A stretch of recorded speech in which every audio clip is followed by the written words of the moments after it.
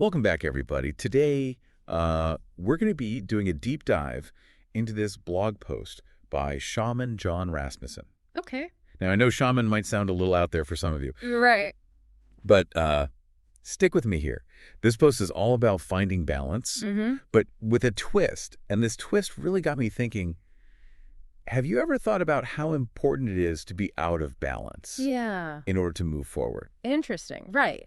And that's exactly what Rasmussen is diving into here. Yeah. It's like he starts by talking about this importance of balance and peace, almost like he's setting a foundation. Yeah. Like those practices that help us find stillness and feel grounded, like yoga. Right, like yoga. Where you focus on physical postures and breath work, or meditation. Oh, yeah, meditation. Where you quiet your mind. Yeah. It's about connecting with that steady center within ourselves. Yeah, and finding that, place of calm amidst the chaos of, everyday life. Exactly, but then Rasmussen takes this idea a step further. Okay. He's saying that this peaceful center is just the starting point. Yep. He actually compares it to a musician who spends hours practicing scales.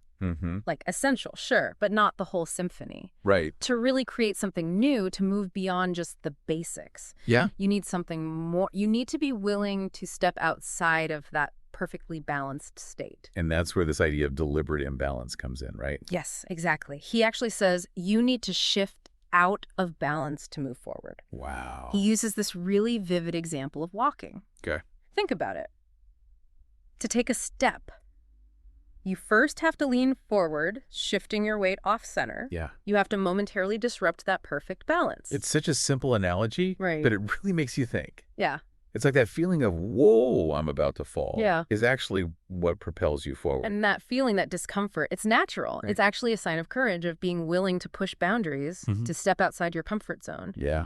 Rasmussen really emphasizes that this applies to all aspects of life. Not just physical movement. Not just physical movement. Think about a time you felt stuck in a rut. Yeah. Maybe the discomfort was actually a sign that you were ready for a breakthrough, like Rasmussen describes. That's interesting. Can you think of a time in your life when you had to lean into discomfort to achieve something? What did that feel like? Yeah, it might have felt scary, uncertain, Oh, yeah. even a little bit chaotic. Yeah.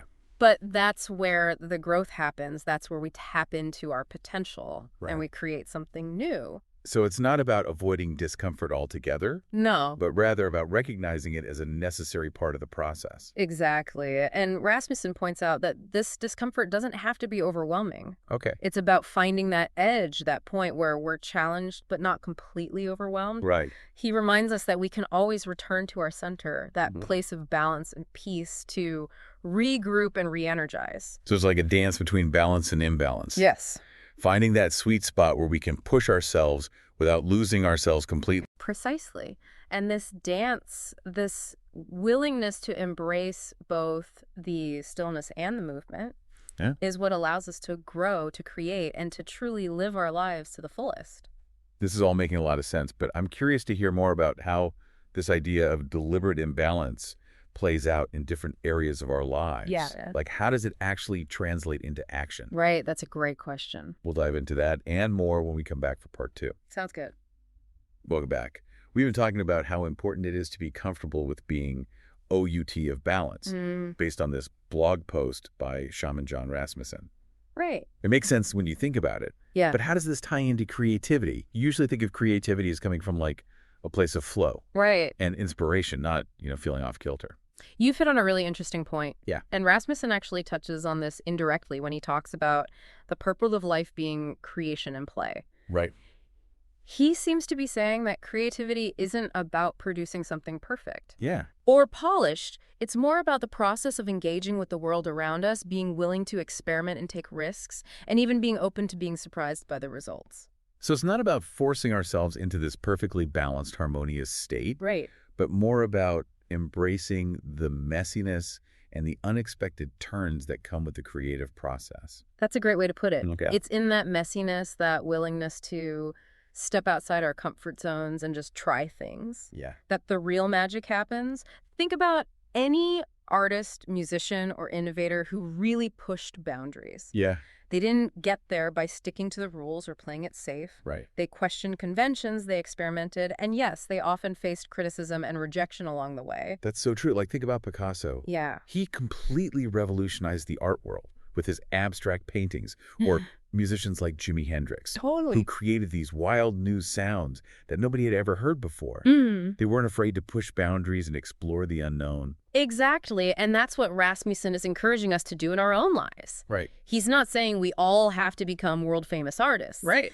But he is suggesting that we can all tap into that same creative energy. Yeah. It's about embracing imbalance, allowing ourselves to experiment and play, to make mistakes and learn from them. And that's where this idea of destiny retrieval comes in, right? Oh, yeah.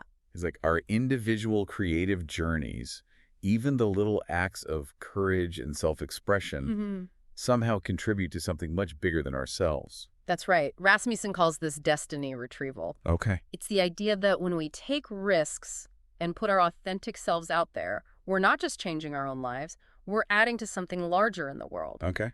Almost like our choices ripple outward, creating positive change on a collective level. I love that. Yeah. To illustrate this destiny retrieval concept, maybe we could think about Malala Yousafzai. Oh, yeah. She stood up for the right of girls to have an education, even when it was dangerous to do so. Right. Her courage inspired people around the world and helped spark a movement. That's a perfect example. Malala's actions had a ripple effect far beyond her own life. Right. Contributing to a larger shift in awareness and action towards girls' education globally. So by embracing imbalance and taking risks, we're not just helping ourselves, we're actually playing a part in shaping a better reality for everyone. That's the idea, and it's incredibly empowering. Yeah. It suggests that we're not just passive bystanders. We have the power to make a difference, to contribute to positive change through our creativity and our courage. So as we're talking about this, I keep thinking about how easy it is to get stuck in the pursuit of that perfect balance in our lives. Yeah.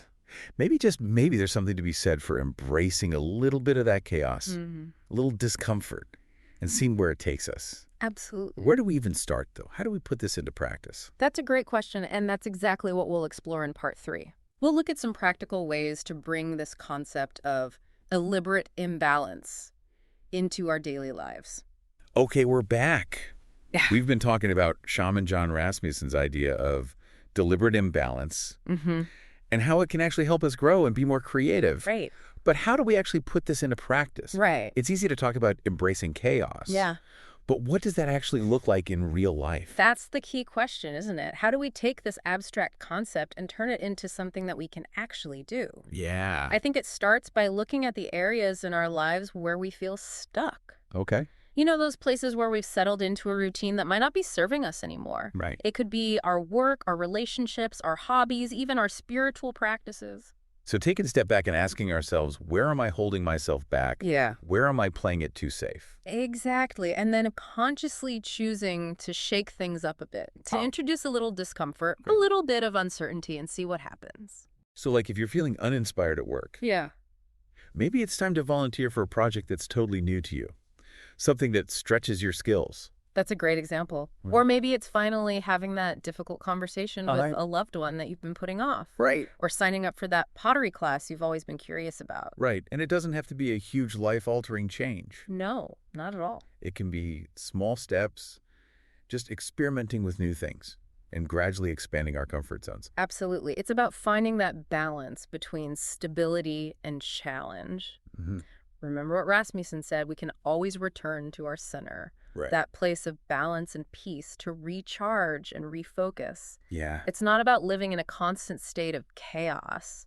So it's more about being intentional about when and how we disrupt our routine. Yeah. Choosing those moments of deliberate imbalance that can lead to growth and new ideas. Yeah. Yes, being mindful of our choices, recognizing when we need to shake things up, and then having the courage to take action, even when it feels a little scary. And it's important to remember that embracing imbalance also means accepting that we might fail sometimes. Oh, yeah, of course. We're not going to get it right every single time. Right. And that's okay. It's more than, okay, it's essential.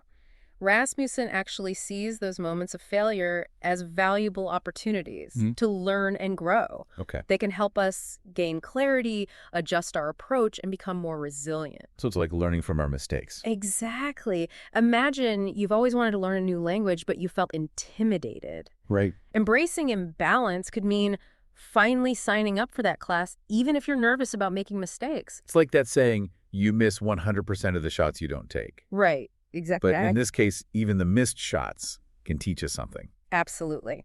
So as we wrap up this deep dive, think about this. What's one small step you can take today to shake things up a bit?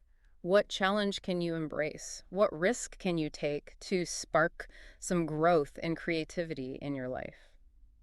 You know, I really love that idea, and I love this whole concept of deliberate imbalance. It's really got me thinking about where I can push myself a little bit more. Yeah. So thank you for that, and thank you all for joining us on this deep dive. Absolutely. Until next time, keep exploring, keep growing, and keep leaning into the beautiful imbalance of life.